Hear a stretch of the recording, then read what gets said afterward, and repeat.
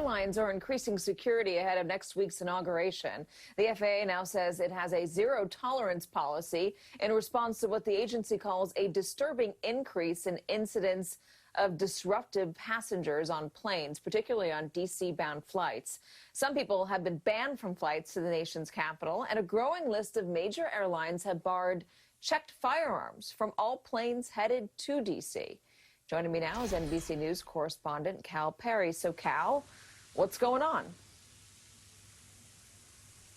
Yeah, so the FAA now saying if you interfere with a member of the cabin crew, you could get an immediate $35,000 fine, depending on how bad that infraction is. It could come, of course, with jail time. As you said, it's the frequency of which we are seeing these unruly passengers harassing cabin crew or banding together in mobs, and that is something new as well. A threefold increase from January 4th until January 10th, of course, surrounding that violence that we saw at the U.S. Capitol. It has people in the industry obviously very concerned, especially those who are working on these flights. Take a listen to what Taylor Garden told me. She works for the Association of Flight Attendants.